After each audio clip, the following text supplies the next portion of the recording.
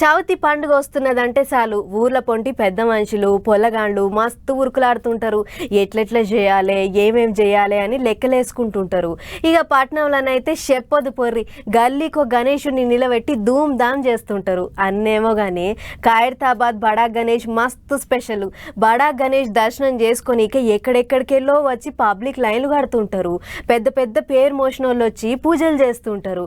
మరి ఇక ఈసారి బడా గణేష్ ఎట్లెట్లా తయారవుతున్నాడు, ఏమేం కథ ఒకసారి చూద్దాం పార్రి.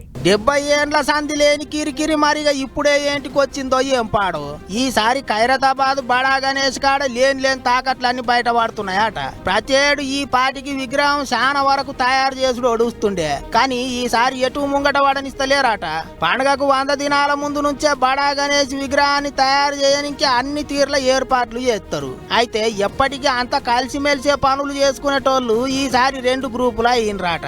పాత కమిటీ కొత్త కమిటీ అని పెట్టుకున్నారట. 2 కమిటీలు అయ్యేటాలకు ఒకళ్ళంటే ఒకళ్ళకు బాట రాకుండా అయిందట. అంతేకాదు ఒకళ్ళకి తెలియకుండా ఒకళ్ళు మీటింగులు పెట్టుకొని ఎవరికి పసంద్ అయినట్టు వాళ్ళు చేస్తారట. అట్లా ఇప్పుడు ఖైరతాబాద్ గణేష్ కాడ పంచాయతీ అవుతున్నదా అంటుర్రు. ఎమ్మెల్యే దానం నాగేందర్ 2 కమిటీలను గూకబెట్టుకొని మాట ముచ్చట చేసిండు. అటెనక ఇగో చూడర్రి ఏమన్నాడు. కమిటీ అంతా ఎప్పుడు ఉన్నది, 69 సంవత్సరాలు లేదని కాదు. కమిటీ ఉంది కాబట్టి సుదర్శన్ అన్న మీద అందరు గౌరవంతో అందరు కమిటీగా సభ్యులుగా పనిచేసే వాళ్ళము. ఇప్పుడు కాదు, అప్పటి నుంచే మేము చిన్న ఉన్నప్పటి నుంచే మేము పనిచేసుకుంటూ వస్తున్నాము. కమిటీ అనేది లేదు. ఈ అడాక్ కమిటీ ఎందుకు వేసాము, రకరకాల ఊహాగానాలు వచ్చాయి.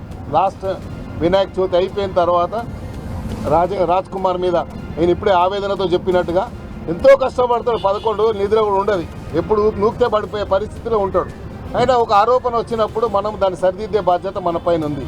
ఒక వ్యక్తి ఎందుకు బ్లేమ్ కావాలి, ఒక సంస్థ నడిపిస్తున్నప్పుడు వ్యక్తి దీంట్లో టార్గెట్ కాకూడదు కదా అనేదే మా అభిప్రాయం. కాబట్టి ఇది కలెక్టివ్ రెస్పాన్సిబిలిటీ. ఏదైనా జరిగింది అనుకోండి, ఈ రెస్పాన్సిబిలిటీ అందరి మీద ఉంటుంది. సార్ అయితే లొల్లేం లేదు, ఈసారి కూడా పండుగ ఘనంగా చేస్తాం, అందరిని కలుపుకొని పోతాం అన్నట్టు మాట్లాడిండు. ఇక ఇన్నొద్దులున్న కమిటీని పక్కకు పెట్టి దానం సారే అడాక్ కమిటీ అని ఓ కొత్త కమిటీ పెట్టిండట. తానే దానికి అధ్యక్షుడాట.